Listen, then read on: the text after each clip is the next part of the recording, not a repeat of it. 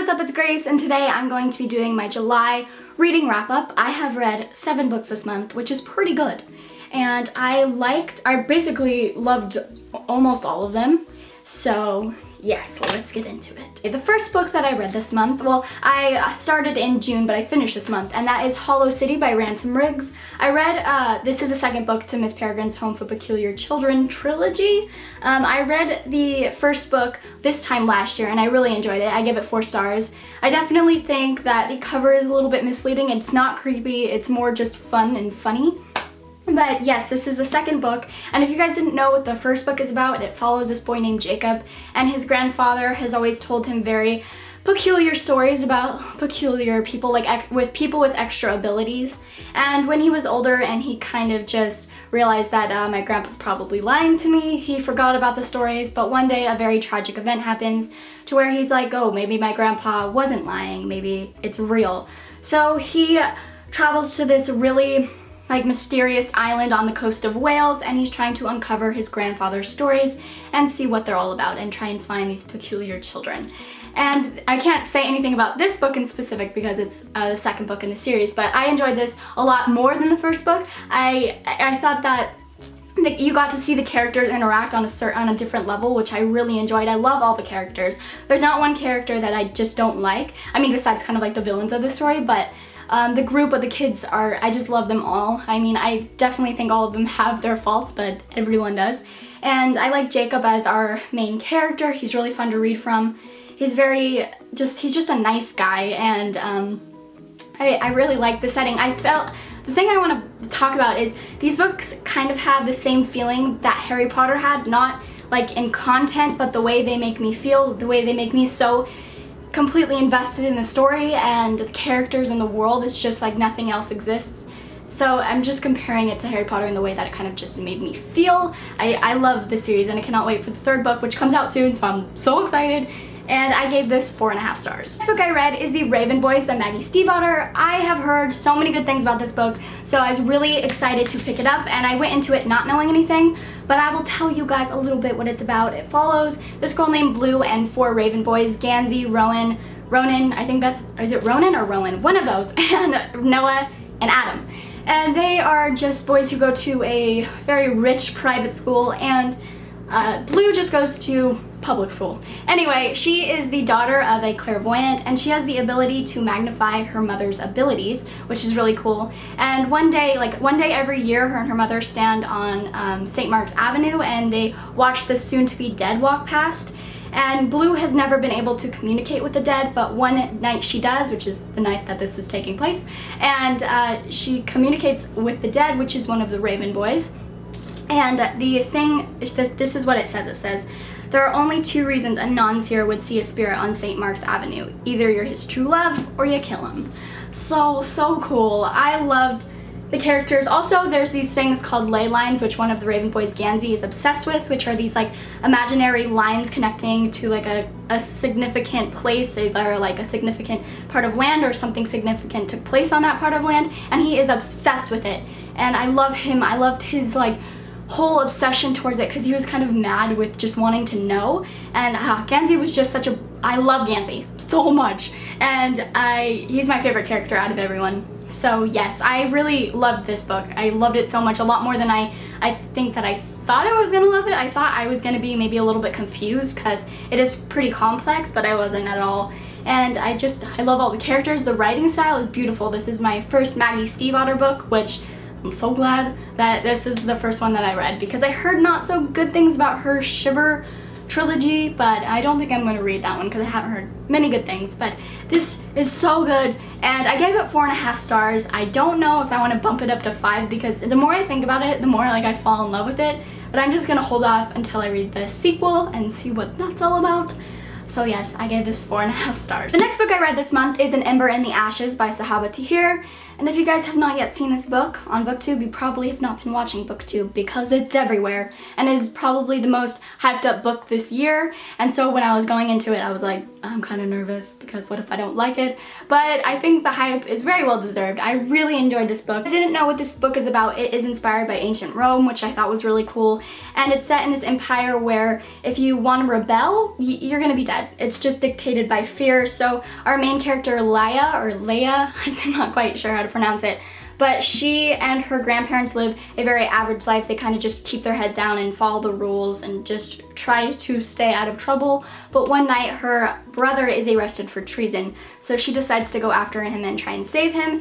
And she meets up with this group of rebels. So in exchange for saving her brother, they want her to go spy on the commandant, which is, she's like the dictator type person for this military group or this military school. And she is awful, guys. She is an insane evil villain. Ugh, I don't like her. But she, Leia, she's disguised as her maid. And also we're following, what's his name? Elias, who is a soldier at the military academy, and he hates it. He just wants to escape and get far, far away from it. But obstacles are in the way, and they meet, so that's cool. Also, there's kind of like a love square in this book, which I didn't mind because it was definitely not a main purpose of the book. It's kind of just there on the sidelines, but I thought it was fine. Like, a lot of people had problems with it, but I was like, meh, whatever. And I really liked Leia as the main character and Elias. I thought they were good, and their character development was really lovely. And also, this book is pretty brutal. Like, some things happened and I was like, cringing, because I was like, eee. That's weird that YA is so brutal. This book is just so brutal. Being at YA, I didn't think it was gonna be, which I appreciated because, you know, no sugarcoating in this book, which I love and I appreciate. So I really enjoyed this book, and I would definitely freaking recommend it, and I cannot wait for the sequel, which I don't know when it's gonna come out, but I gave this 4.5 stars. The next book I picked up is Slaughterhouse-Five by Kurt Vonnegut, and the reason why I picked this up is because it's Rachel over at Rachel Stewart's, one of her favorite books, and I trust her opinions wholeheartedly. Going into this book, I didn't know anything about it besides it being an American classic. So when I started the book, I was really surprised that it was an anti-war novel. And the beginning of the book, like during chapter 1, I didn't know if I was gonna like it because the writing style and the dark, sarcastic humor was reminiscent to the things they carried by Tim O'Brien, which I read pretty recently. And although that story is about the Vietnam War and this is more of World War II, I just didn't want to read anything similar to what I read like not that long ago. But then we move on to chapter 2, and we follow a whole different guy, and his name is Billy Pilgrim. And his whole thing is he becomes unstuck in time, meaning he doesn't live life on, like, this isn't his present, and tomorrow is his future, and yesterday is his past. He jumps timelines in his head. So we're experiencing his whole life jumping from different timelines. And that was really interesting. Also, this is gonna sound really weird, but he's abducted by aliens and taken to their planet Trafalmadorian, yeah? So that was really bizarre, but everything has its metaphor, and I really thought this book was just crazy. I was a little bit confused because we are jumping timelines in his head, so I kind of felt like a little bit of whiplash. I'm like, whoa, slow this down. But at the end, everything solidified and you get the full meaning. And also this book talks about, or Kurt Vonnegut talks about the concept of time, and what I got from that is if time is actually a thing or if it's just some man-made concept. And he talks about death being like the Trafalmadorians, the alien type people, their take on death, which I thought was really interesting. And and also, if I didn't say, this whole book is leading up to the bombing of Dresden, which our author experienced. He was actually a prisoner of war for it, and I thought that was like, ooh. And there's a review on this which I thought was really good. It says, a sad book without tears. And that's perfectly put. Like, this is a really sad book, especially, you know, at the end, and it's a really great book that I know that I'm gonna have to read a couple times to really grasp everything that I need to know. But I really adored this, and there is a very famous quote that is at the end of the book, and I've seen it a couple times in my life, and I never knew that it was from this book. I'm not going to say it because that's a really big point of this story, so I think it'll have more of an impact when you read it and you read the end. But I was just like, oh, that's good. And so I really enjoyed this. Again, it's going to have to be a reread for me. But I gave this 5 out of 5 stars. I definitely recommend it if you like a passionately written anti-war novel with some dark humor, and it was really great, and I can give it 5 stars. Next book I read is The Heart of Betrayal by Mary E. Pearson, which is the second book in the Remnant Chronicles, and I read The Kiss of Deception, I think maybe this time last year, and I really enjoyed it. I think I gave it 4 or 4.5 stars, so I was really excited to read this. I really enjoyed it. I think I enjoyed it maybe maybe a little tiny bit less than I enjoyed Kiss of Deception, but I still thought it was really good. I loved the setting, and I liked, there was a villain in this which I hated, which I kind of loved because I hated him. And, but the problem I have with this book is the love triangle. Okay, I like the love triangle, like the love triangle is fine, but I don't favor one of the guys over the other. I don't really have an opinion, which I would love to have an opinion because the love triangle, I think, plays a large role in these books, and I just don't, it's not like I don't like either of the guys. I do, I just don't favor one over the other, which I really want to. So that is kind of like, but I really love Leah as a main character. She has great character development, and I gave this book 4 stars, and I cannot wait for the 3rd and final book, or I think it's the 3rd and final book, I don't know, I'm not sure, but I'm excited. The book I read is The Bone Season by Samantha Shannon, and this book is really complicated to try and describe. I'm going to try my best. So yeah, it's set in the future in the year 2059, and our main character, Paige, she works with this underground criminal society, and what her job is she goes into people, she's a dream walker, and she invades people's mind and extracts information and feeds it to the underground society, that's treason, that's not good. And one day she's caught and she's taken to this other, I don't know what you'd call it, like this other society type thing, and she's trained by the warden to be able to use her abilities better for a certain purpose. And that's all I'm gonna say, because if I talk more, I'm just gonna confuse the hell out of you. And so reading this book, it took me like a good 200 pages to fully understand the world along with everyone's abilities. So when you get into this book, just wait it out. Like it gets really good. And I really loved Paige as the main character. She was really kick-ass, and she got beat up so many times in this book. I honestly just don't understand how she's still walking. I was like, girl, take a break because you're gonna die. She's trained by this warden dude, and he kind of freaked me out because he just reminded me of a guy who never blinks and is just like really serious all the time.